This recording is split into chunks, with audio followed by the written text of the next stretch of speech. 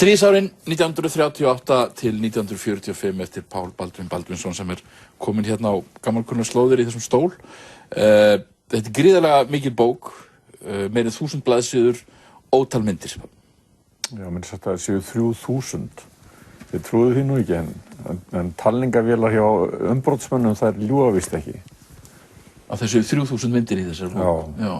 Og hvaða, þú ert að segja sögu Íslands á hernámsárunum eða á árum heimsstyrjaldar. Já, það sem var náttúrulega var markmiðið hjá útgefendunum var að fá bók sem að gerði grein fyrir tíðarandanum og ég setti strax fram þá hugmynd að hún tæki til áranna 38 til 45 einfaldlega vegna þess að það barist á svo mörgum stöðum í heiminum 1938 og Spánastyrjöldin hún náttúrulega rústar íslenskum efnahag. En sko, þú ert ekki bara að rekja sögu styrjaldarátaka, þetta eru sagan fólkið, bara kjör almennings og menningu og verslun og verkalýðsbaráttu og allt hitt líka.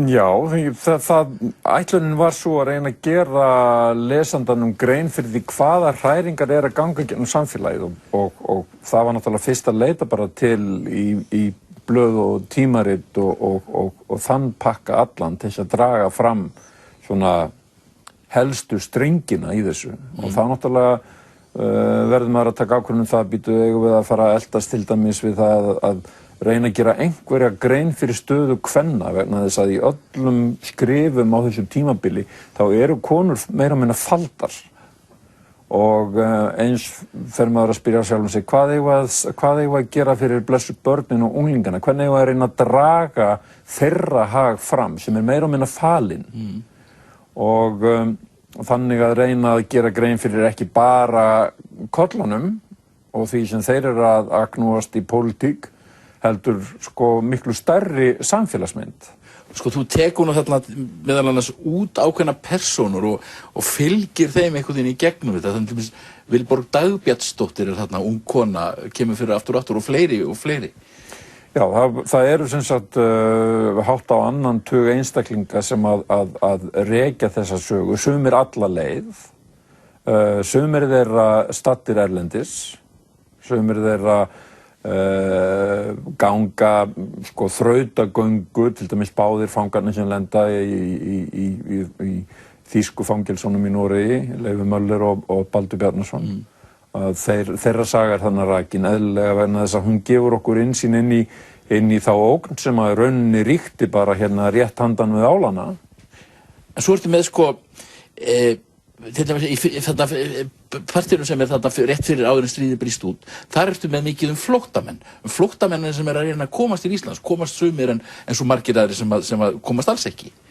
Já, það var eiginlega sko flóttamannavandamálið þá eins og nú var náttúrulega deiluefni og samfélagið var, má segja, klofið í tvennt, þannig að hafði náttúrulega verið tekin svo afstæða af Norðurlöndunum að hleypa einhvern flóttamönnum inn í löndin, þó að það væru dæmi það bæði í Svíþjóð og Noregi og Danmörku að flóttamenn kæmust aðra inn, fyrst og fremst á sko transitvísa til þess að fara til Bandaríkjanna. Bandaríkin voru eiginlega eina landi sem var að taka mót einhverjum stórum hópa fólki eftir maí 1938. En manni bregður við að sjá allar þessar synjanir í raun og veru já. Og manni bregður við að sjá sko tónin í sumum fjölmiðlunum. Já. Samfélagið á Íslandi það var gegnumsýrt af útlendingaótta og gyðingahatri. Svo við bara segjum það algjörlega umbúðalaust. Og það leiddi til þess að hingað var fólk að reyna að komast til þess að bjarga lífi sínu, einkum og sérlega frá Þýskalandi og frá Tékkóslóvakíu og jafnvel frá fleiri löndum, en þess að sumt af þessu fólki var farið að heiman. Finnlandi, Svíþjóð, Danmörku, Frakklandi fólk að sækja leyfi til að komast hingað og það fær allt saman nei. En þetta eru svo margar sögur þarna, það ofboðslega margir þræður og ég hugsaði með mér, allir þessi spennusagnahöfundar sem að leita að einhverju efni þarna, þú þarft eiginlega ekki að opna bókinu og þú ert að koma með, efni í skáldsögu, minnstu klausur, þarna einhvern veginn efni, þetta svo þungur sögu niður þarna. Já, það var náttúrulega ætlun okkar að bregða upp mjög stórri mósaíkmynd af Íslandi á þessum árum.